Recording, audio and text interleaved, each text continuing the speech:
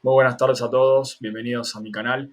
Hoy quiero hablar con ustedes acerca de una situación altamente problemática, muy compleja y que lamentablemente estamos viendo multiplicada por montones. Estamos hablando nada más ni nada menos que de las estafas bancarias bajo la modalidad de estafas informáticas. Obviamente, con el avance tecnológico, los delincuentes no se quedan atrás y aprovechan estas nuevas herramientas para hacer el mal.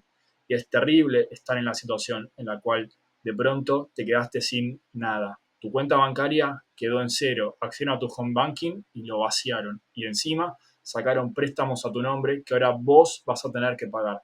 Esta es la realidad con la que nos consultan a diario en el estudio, gente desesperada planteándonos esta difícil situación. Por eso quiero darte herramientas para que, si estás del otro lado, sepas cómo encararlo. Además, quiero ayudarte a entender cómo va a ser el camino a seguir y a transmitirte cierta tranquilidad en la medida de lo posible. El conocimiento es poder, saber qué es lo que va a suceder también es una forma de tener control frente a una situación que es de por sí muy compleja, por eso este video. Lo primero a tener en consideración es que la relación que te une a vos como cliente con el banco es una relación consumeril, es decir, es una relación intermediada por el derecho del consumidor. Y esta normativa es altamente protectoria para el usuario. Por ende, encuadrar el litigio dentro de este marco supone una serie de ventajas. Entre ellas, que se presupone que el usuario financiero está en una posición de desventaja estructural frente a la entidad financiera. Se la considera la parte más débil de la relación de consumo, por eso la ley va a ayudarla a compensar en cierta medida esas desigualdades que se dan en la práctica. Esto hace que sea mucho más accesible, mucho más factible litigar bajo este amparo normativo que si no lo tuviéramos. Entonces, ¿por qué esto es relevante y no es solo un tecnicismo?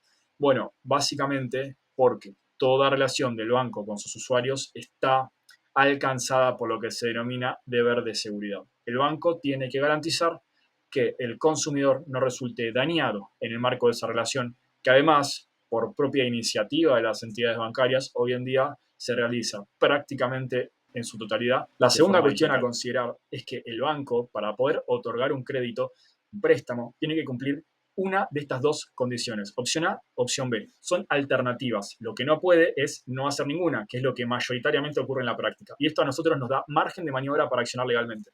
La opción A básicamente sería dejar transcurrir 48 horas desde la solicitud del préstamo hasta su acreditación. Esto naturalmente frustraría la mayoría de las estafas, porque no perdamos vista que los delincuentes, los perpetradores, apuntan a jugar con una limitación temporal, a presionar a la víctima. Tenés que hacer la transferencia ya, le tenés que pasar las claves bancarias ahora. Siempre obviamente mediante técnicas de lo que se denomina ingeniería social, que no es ni más ni menos que métodos sofisticados de engaño. Mise en escena, puestas en escena, ardits. En definitiva, estamos hablando de cuál es la estrategia que usa el estafador informático para cumplir su cometido. Pero siempre vamos a ver que la víctima está colocada en una situación de inmediatez. Si a la víctima se le da tiempo para pensar, probablemente se escape. Por eso mismo, esta normativa que obliga al banco a esperar 48 horas frustraría y evitaría que el cliente sea víctima de una estafa. Sin embargo, lamentablemente, por su parte, la opción B tiene que ver con que el banco se asegure de constatar la identidad del cliente por medios fehacientes a través de tecnología biométrica. Esto que parece un trabalengua no es ni más ni menos que se tiene que asegurar que yo soy Matías Vidal, pero no basta con que mande un mensajito de texto o que simplemente se me pida una confirmación. Tiene que haber constatación biométrica. Esto quiere decir huellas dactilares, Face ID o cualquier otro medio análogo, lo que naturalmente en la práctica tampoco ocurre. Entonces, sentadas las bases que lo que te une a vos con el banco es una relación de consumo y que en el otorgamiento de un crédito probablemente se hayan incumplido los lineamientos que establece la autoridad de aplicación, sumándose a que existe un deber de seguridad que rodea a esta relación. ¿Qué es lo que podemos hacer si fuiste víctima de una estafa informática y estás en una situación tan complicada? Antes de darte esta respuesta, quiero ponerte un poquito más en contexto. No podemos perder de vista jamás que los bancos son empresas privadas. Como toda empresa, su objetivo es maximizar las ganancias. De hecho, una de las razones por las cuales no se adecua la infraestructura informática, por las cuales no se mejora la infraestructura en materia de ciberseguridad, tiene que ver con el hecho de que para el banco es mucho más costoso esa inversión, ese gasto, que asumir las eventuales pérdidas en concepto de reparaciones por daños y perjuicios. Acá te estoy dando una pista de por dónde vamos a ir. Pero no pierdas esto de vista. Para que el banco te pague, tiene que salirle más barato pagarte que no pagarte. Y vos me estarás preguntando, ¿cómo puede ser esto posible? Bueno, puede ser si nosotros podemos alterar los incentivos de las entidades bancarias. Y te voy a explicar cómo se puede proceder. Para comprenderlo bien, tenemos que tener en consideración que esto es un juego de números. De cada 1000 personas que resultan víctimas de una estafa, prácticamente la totalidad se van a volcar al banco a hacer la denuncia, a hacer el reclamo. Frente a este escenario, el banco, ¿qué va a decir? Bueno, pagarle a 1000 personas es demasiado costoso para mí. Voy a decirles que los responsables son ellos y van a buscar cualquier excusa para que el resultado de esa investigación, proceso interno, tramitación de reclamo, sea negativo. Normalmente va de la mano en el sentido de que efectivamente constataron que se accedieron con tus datos, entonces la responsabilidad es tuya por su custodia. La otra alternativa es que no surge ningún indicio de que haya sido una intrusión, un acceso indebido por parte de terceros. Esto sin darte mayores explicaciones y sin mayor prueba, simplemente es lo que van a argumentar. ¿Por qué? Porque para el banco 1000 personas es demasiado costoso. Entonces solamente van a trabajar con aquellas que sean numéricamente una menor cantidad, pero que además le supongan una mayor presión. Entonces, ¿qué es lo que debes hacer si la denuncia ante el banco fracasa, como es altamente probable que ocurra?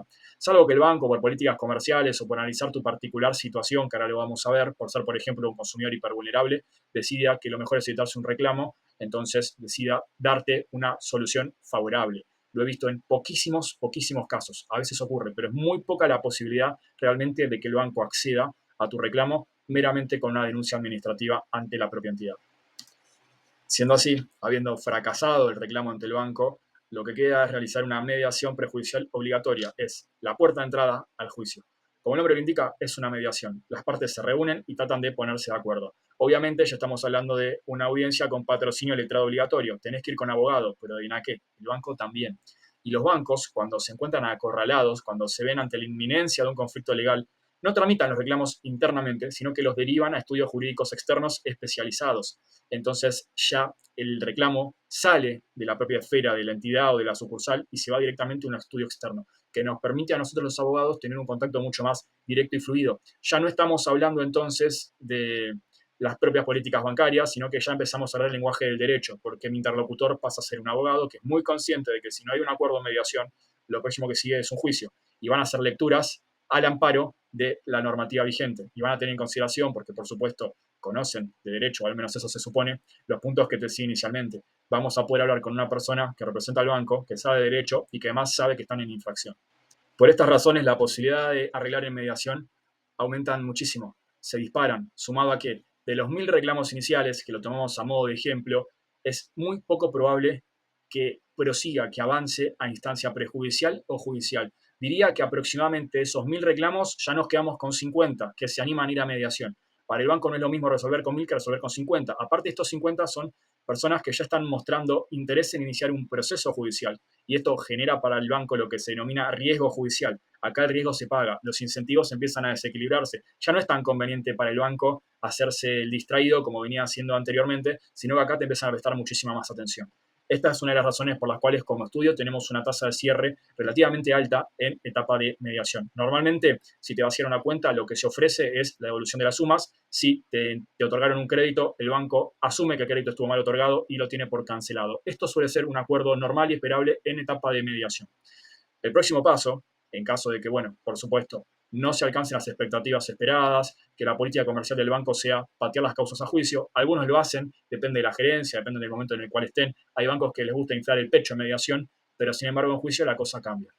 Entonces, ¿cuál es el próximo paso? Lo acabo de anticipar. Si la mediación fracasa, no hay un acuerdo, ya sea que no se alcanzan las expectativas económicas o que el banco insiste en no hacerse cargo, bueno, ni más ni menos que la presentación de una demanda ante los tribunales competentes. Llegados a este punto, estamos en guerra.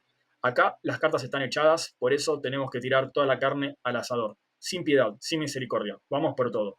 Lo que hacemos en un proceso de estas características es, por un lado, pedir como daño directo la devolución de todas las sumas que te hayan sido sustraídas, básicamente el dinero que está depositado en tus cuentas y que te hayan sacado. Paralelamente a esto, solicitamos la nulidad del contrato de préstamo, ya sea porque tu voluntad estaba viciada al momento de otorgarlo, en caso de que vos hayas tocado algún botón y hayas efectivamente accedido, o planteando meramente que vos no sos la persona que obtuvo el préstamo. Tenemos, obviamente, medidas de prueba tendientes a acreditar esto y al banco se le va a hacer muy difícil demostrar lo contrario, justamente porque no cumplió con lo anteriormente mencionado.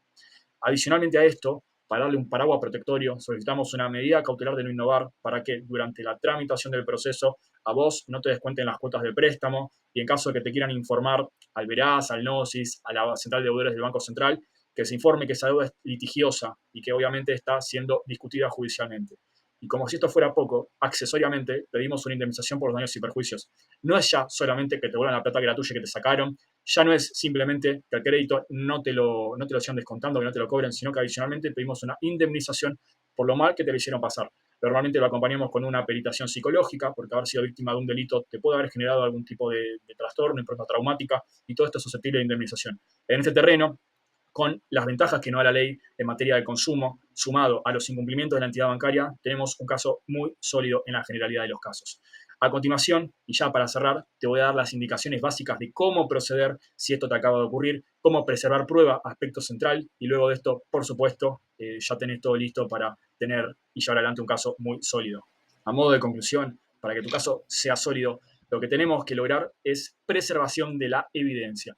Básicamente, sacar capturas de pantalla de todo, conservar las conversaciones por WhatsApp, conservar registro de llamadas telefónicas. Si tenés algún familiar o conocido, contáselo, mandale un mensaje a algún familiar o conocido contándole lo sucedido. Desde ya, hacer la denuncia ante la entidad bancaria. Muy importante hacer énfasis en el hecho de que sucedió la maniobra de manera muy rápida, que incluso las cuentas destinatarias de los fondos, que normalmente es lo que ocurre, mientras te ingresaron al sistema, añadieron cuentas de terceros a quienes finalmente transfirieron los fondos. Bueno, aclarar que estas cuentas fueron añadidas durante la propia realización de la maniobra, manifestar que la acreditación del préstamo fue inmediata. No te hagas ilusiones, no creo que lo resuelvan en instancia administrativa el propio banco, pero por lo menos empezás a dejar asentado tu reclamo. Y posteriormente hace la denuncia penal. Me refiero concretamente a que te dirijas a la comisaría más cercana a tu barrio y cuentes lo sucedido, lo vuelques por escrito y te guardes una copia. Estos son los elementos que te van a permitir hacer el reclamo y poner al banco contra las cuerdas. Espero que este video te haya sido de utilidad. Desde ya que estoy a disposición para lo que necesiten. Y bueno, gracias por visitar mi canal. No olviden suscribirse, poner like si este video les fue de utilidad y compartirlo con aquellas personas que consideren podrían encontrarlo útil. Adiós.